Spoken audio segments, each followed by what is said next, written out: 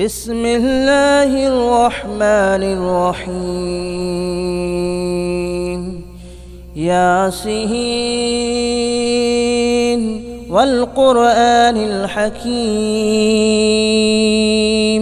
إنك لمن المرسلين على صراط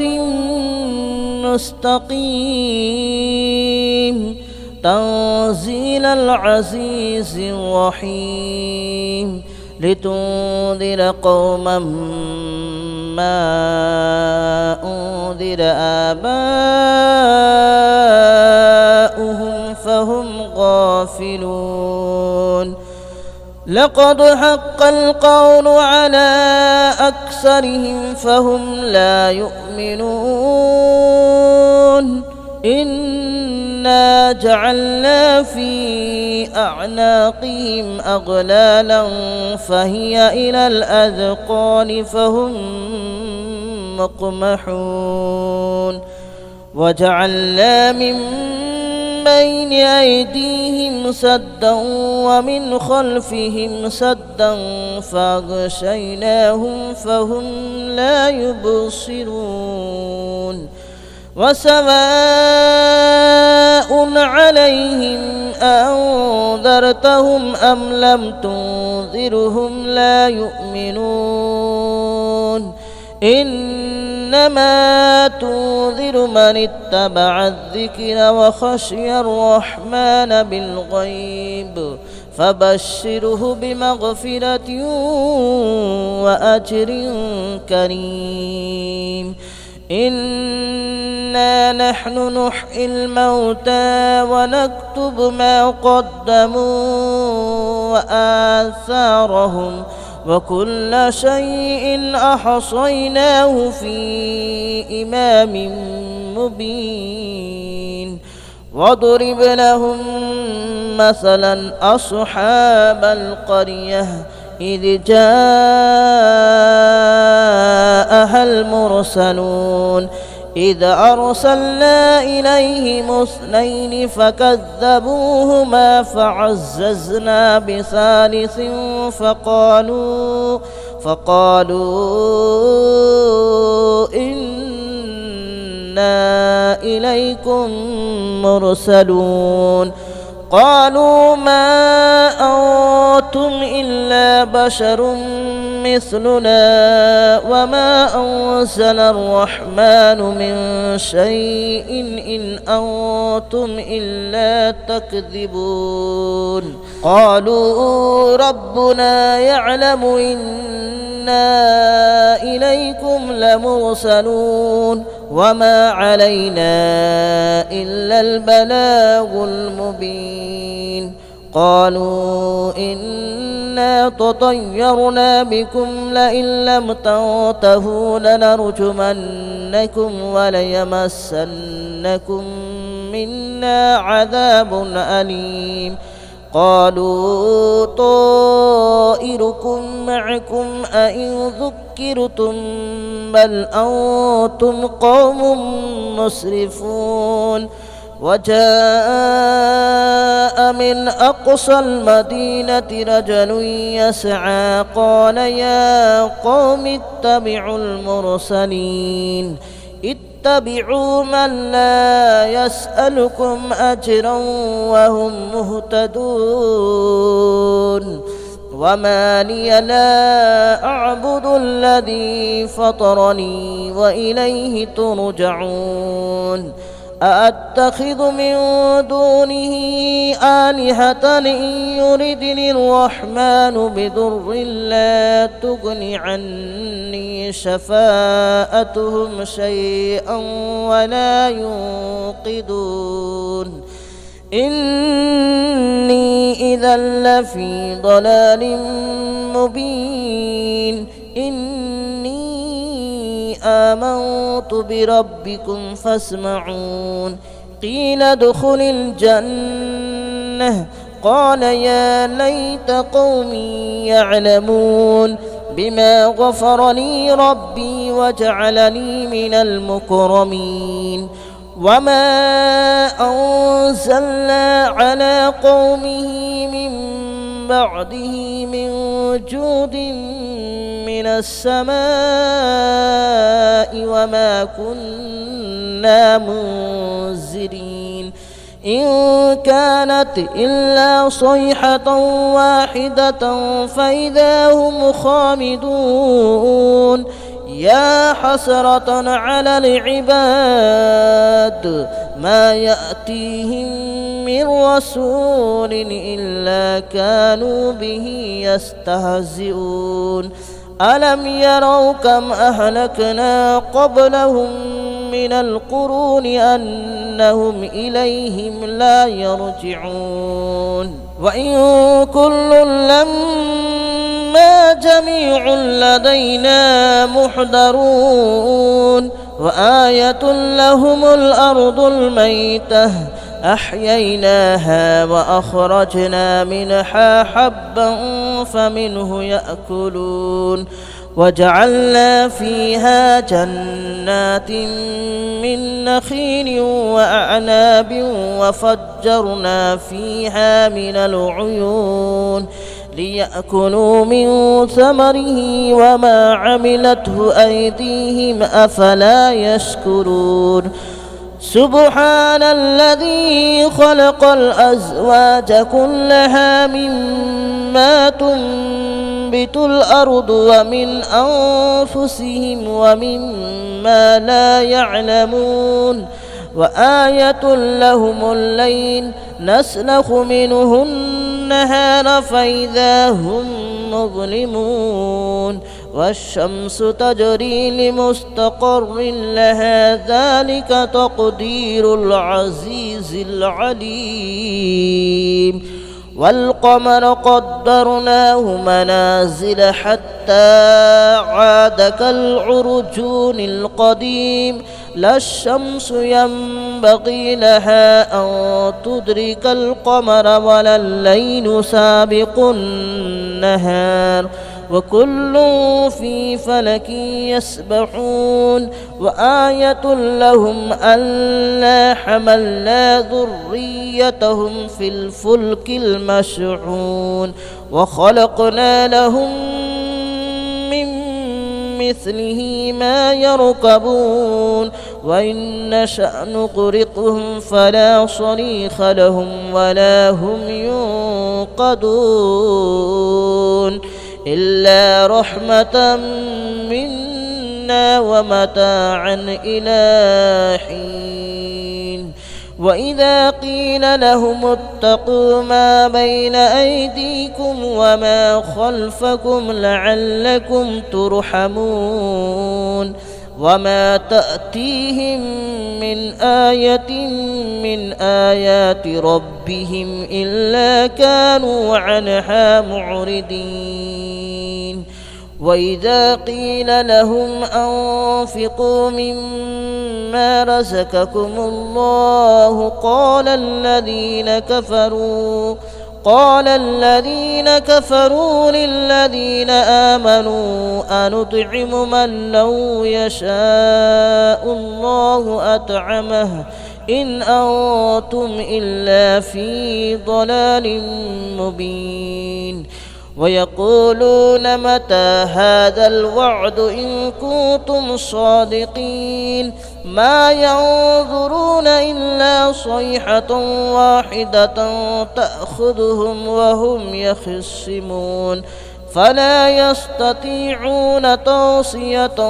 ولا إلى أهلهم يرجعون ونفخ في الصور فإذا هم من الأجداث إلى ربهم ينسلون قالوا يا ويلنا من بعثنا من مرقدنا هذا ما وعد الرحمن وصدق المرسلون إن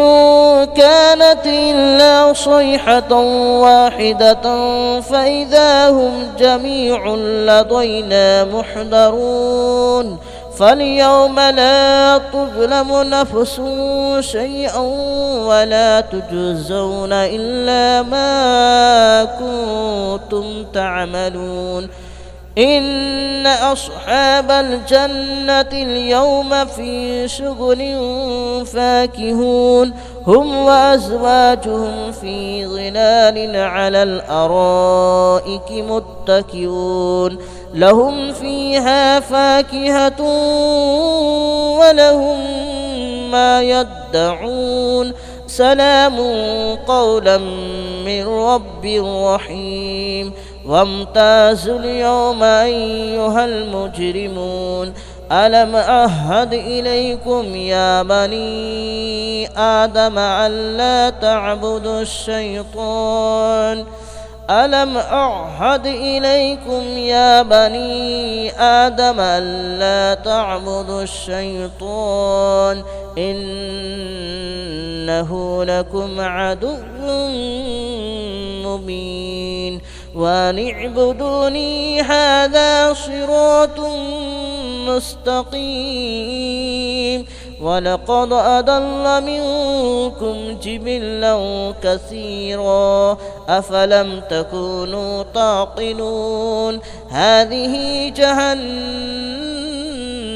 التي كنتم توعدون اصلوها اليوم بما كنتم تكفرون اليوم نختم على أفواههم وتكلمنا أيديهم وتشهد أرجلهم بما كانوا يكسبون ولو نشاء لطمسنا على أعينهم فاستبقوا الصراط فأنى يبصرون ولو نشاء لمسخناهم على مكانتهم فما استطاعوا مضيا ولا يرجعون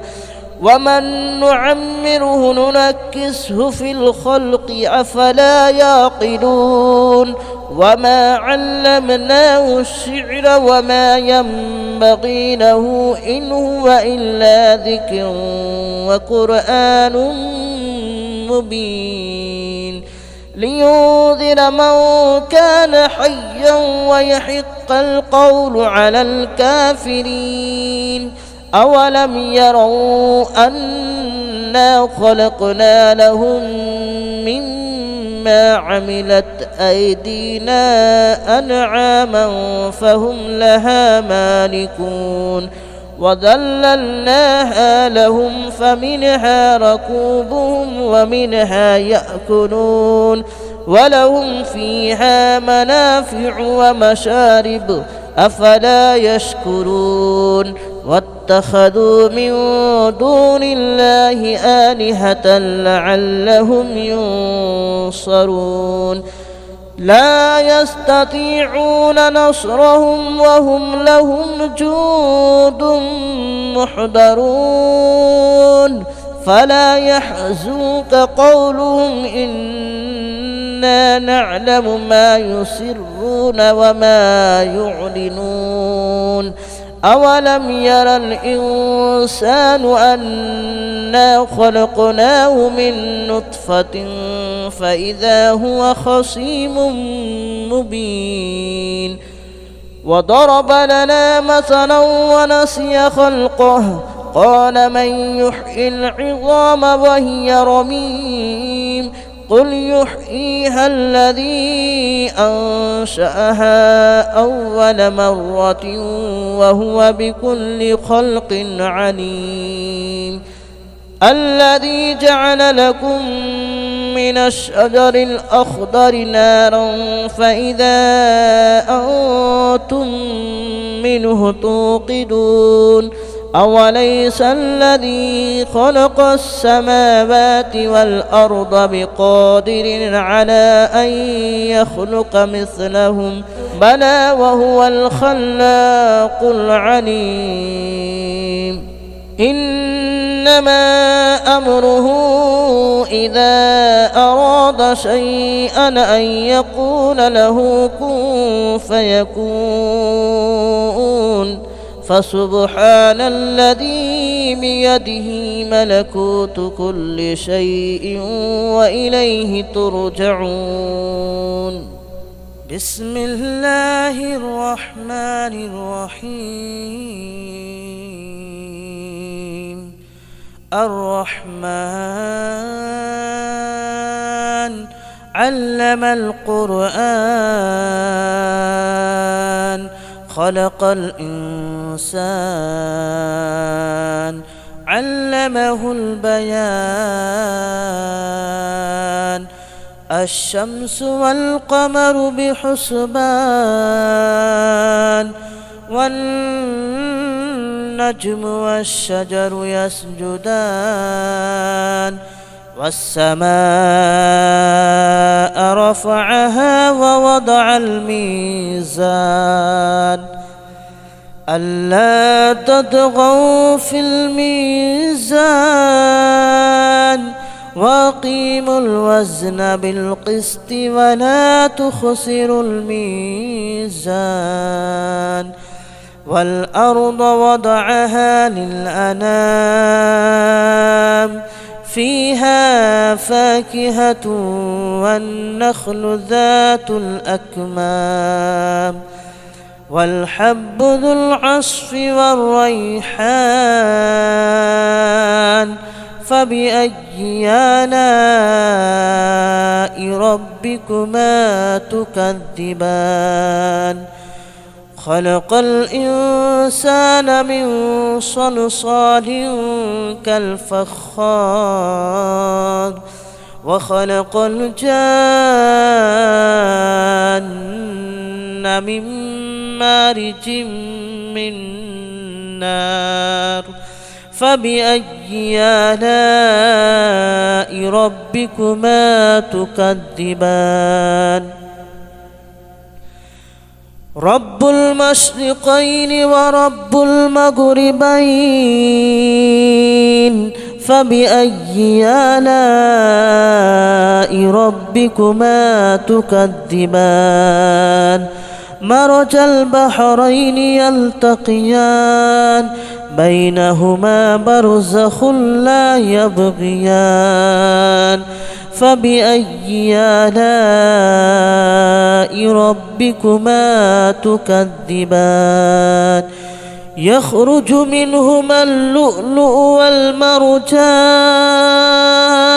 فبأي آلاء ربكما تكذبان. وله الجوار المنشآت في البحر كالأعلام. فبأي آلاء ربكما تكذبان. كل من عليها فان ويبقى وجه ربك ذو الجلال والإكرام. فبأي آلاء ربكما تكذبان. يسأله من في السماوات والأرض كل يوم هو في شأن. فبأي آلاء ربكما تكذبان. سنفرغ لكم أيها الثقلان. فبأي آلاء ربكما تكذبان. يا معشر الجن والإنس إن استطعتم أن تنفذوا من أقطار السماوات والأرض فانفذوا لا تنفذون إلا بسلطان. فبأي آلاء ربكما تكذبان. يرسل عليكما شواظ من نار ونحاس فلا تنتصران. فبأي آلاء ربكما تكذبان. فإذا انشقت السماء فكانت وردة كالدهان فبأي آلاء ربكما تكذبان فيومئذ لا يسأل عن ذنبه إنس ولا جان فبأي آلاء ربكما تكذبان يعرف المجرمون بسيماهم فيؤخذ بالنواصي والأقدام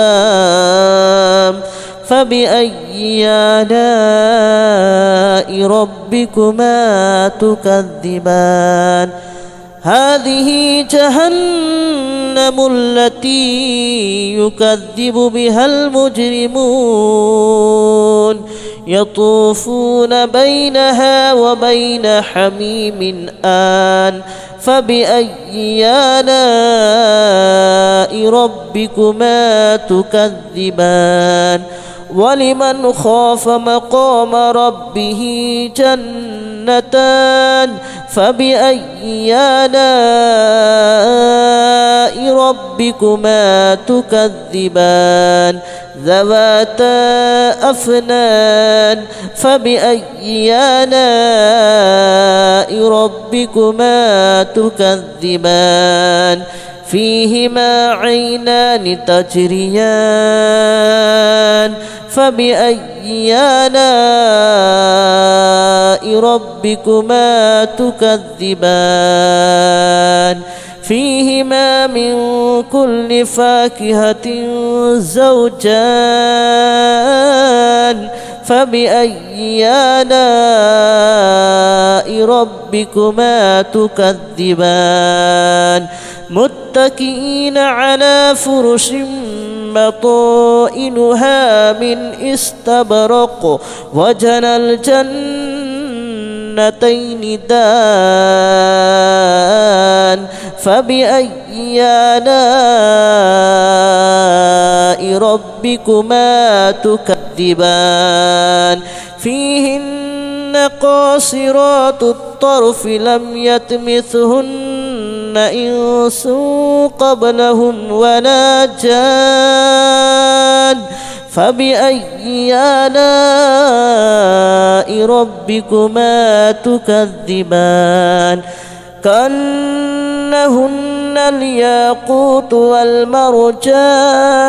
فبأي آلاء ربكما تكذبان هل جزاء الإحسان إلا الإحسان فبأي آلاء ربكما تكذبان ومن دونهما جنتان فبأي آلاء ربكما تكذبان مدهامتان فبأي آلاء ربكما تكذبان فيهما عينان نضاختان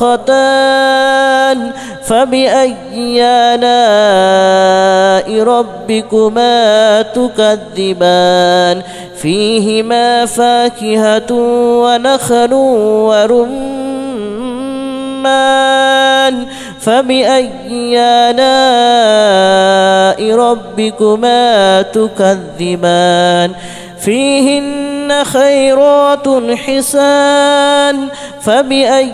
آلاء ربكما تكذبان حور مقصورات في الخيام فبأي آلاء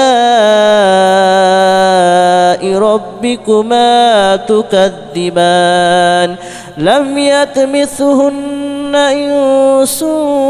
قبلهم ولا جان فبأي آلاء ربكما تكذبان متكئين على رفرف خضر وأبقري حسان فبأي آلاء ربكما تكذبان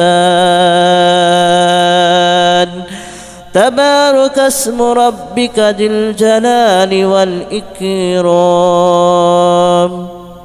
بسم الله الرحمن الرحيم إذا وقعت الواقعة ليس لوقعتها كاذبة خافضة رافعة إذا رجت الأرض رجا وبست الجبال بسا فكانت هباء منبثا وكنتم أزواجا ثلاثة فأصحاب الميمنة ما أصحاب الميمنة وأصحاب المشأمة ما أصحاب المشأمة والسابقون السابقون أولئك المقربون في جنات النعيم ثلة من الأولين وقليل من الآخرين على سرر موضونة متكئين عليها متقابلين يطوف عليهم ولدان مخلدون بأكواب وأباريق وكأس من معين لا يصدعون عنها ولا ينزفون وفاكهة مما يتخيرون ولحم طير مما يشتهون وحور عين كأمثال اللؤلؤ المكنون جزاء بما كانوا يعملون لا يسمعون فيها لغوا ولا تأثيما إلا قليلا سلاما سلاما وأصحاب اليمين ما أصحاب اليمين في سدر مخدود وطلح منضود وظل ممدود وماء مسكوب وفاكهة كثيرة لا مقطوعة ولا ممنوعة وفرش مرفوعة إنا أنشأناهن إن شاء فجعلناهن أبكارا عربا أترابا لأصحاب اليمين ثلة من الأولين وثلة من الآخرين وأصحاب الشمال ما أصحاب الشمال في سموم وحميم وظل من يحموم لا بارد ولا كريم إنهم كانوا قبل ذلك مترفين وكانوا يصرون على الحنث العظيم وكانوا يقولون أئذا متنا وكنا كنا ترابا وعظاما أئنا لمبعوثون أو آباؤنا الأولون قل إن الأولين والآخرين لمجموعون إلى ميقات يوم معلوم ثم إنكم أيها الضالون المكذبون لآكلون من شجر من زقوم فمالئون منها البطون فشاربون عليه من الحميم فشاربون شرب الحميم هذا نزلهم يوم الدين نحن خلقناكم فلولا تصدقون أفرأيتم ما تمنون أأنتم تخلقونه أم نحن الخالقون نحن قدرنا بينكم الموت وما نحن بمسبوقين على أن نبدل أمثالكم وننشئكم فيما لا تعلمون ولقد علمتم النشأة الأولى فلولا تذكرون أفرأيتم ما تحرثون أأنتم تزرعونه أم نحن الزارعون لو نشاء لجعلناه هطاما فظلتم تفكهون إنا لمغرمون بل نحن محرومون أفرأيتم الماء الذي تشربون أأنتم أنزلتموه من المزن أم نحن المنزلون لو نشاء جعلناه أجاجا فلولا تشكرون أفرأيتم النار التي تورون أأنتم أنشأتم شجرتها أم نحن المنشئون نحن جعلناها تذكرة ومتاعا للمتقين نحن جعلناها تذكرة ومتاعا للمقوين فسبح باسم ربك العظيم فلا أقسم بمواقع النجوم وإنه لقسم لو تعلمون عظيم إنه لقرآن كريم في كتاب مكنون لا يمسه إلا المطهرون تنزيل من رب العالمين أفبهذا الحديث أنتم مدهنون وتجعلون رزقكم أنكم تكذبون فلولا إذا بلغت الحلقوم وأنتم حينئذ